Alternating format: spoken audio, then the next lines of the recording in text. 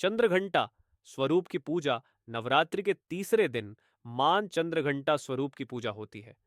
चंद्रघंटा देवी का स्वरूप तपे हुए स्वर्ण के समान कांतिमय है। चेहरा शांत एवं सौम्य है और मुख पर सूर्य मंडल की आभा छिटक रही होती है। माता के सिर पर अर्ध चंद्रमा मंदिर के घंटे के आकार में सुशोभित हो रहा, जिसके कारण देवी का नाम चंद्रघंटा हो गया है।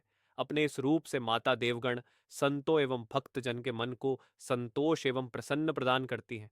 मान चंद्रघंटा अपने प्रिय वाहन सिंह पर आरूढ़ होकर अपने 10 हाथों में खड्ग, तलवार, ढाल, गदा, पाश, त्रिशूल, चक्र, धनुष भरे हुए तरकश लिए मंद मंद मुस्कुरा रही होती है।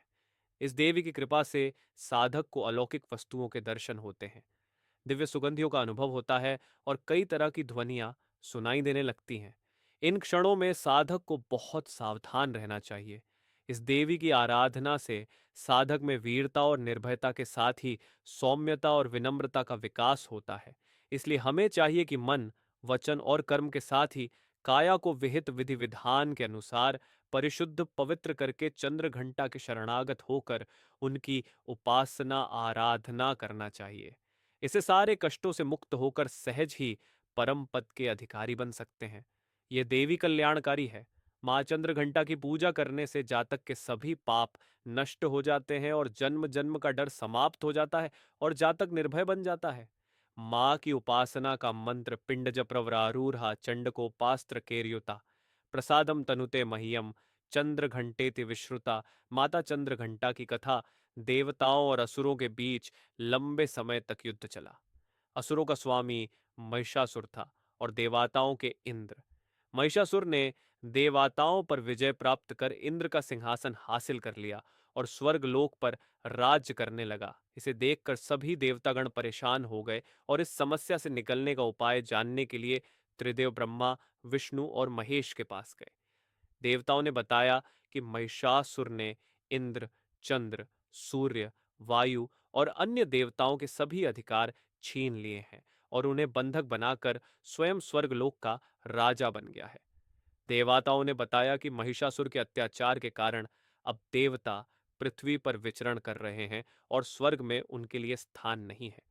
यह सुनकर ब्रह्मा, विष्णु और भगवान शंकर को अत्यधिक क्रोध आया। क्रोध के कारण तीनों के मुख से ऊर्जा उत्पन्न हुई। देवगणों के शरीर से निकली ऊर्जा भी उस ऊर्जा से जाकर मिल गई। यह 10 दिशाओं में व्याप्त होने लगी। तभी वहां एक देवी का अवतरण हुआ। भगवान शंकर ने देवी को त्रिशूल और भगवान विष्णु ने चक्र प्रदान किया। इसी प्रकार अन्य देवी देवताओं ने भी माता के हाथों में अस्त्र शस्त्र सजा दिए। इंद्र ने भी अपना वज्र और ऐरावत हाथी से उतरकर 1 घंटा दिया। सूर्य ने अपना तेज और तलवार दिया और सवारी के लिए शेर दिया। देवी अब महिषासुर से युद्ध के लिए पूरी तरह से तैयार थी। उनका विशालकाय रूप देखकर महिषासुर यह समझ गया कि अब उसका काल आ गया है।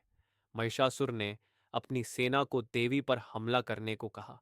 अन्य दैत्य और दानवों के दल भी युद्ध में कूद पड़े। देवी ने एक ही झटके में ही दानवों का संहार कर दिया। इस युद्ध में महिषासुर तो मारा ही गया, साथ में अन्य बड़े दानवों और राक्षसों का संहार मां ने कर दिया। इस तरह मां ने सभी देवताओं को असुरों से अभय दान दिलाया। नवरात्रि के तीसरे दिन मां चंद्रघंटा की पूजा की जाती है। यह शुक्र ग्रह की देवी मानी जाती है।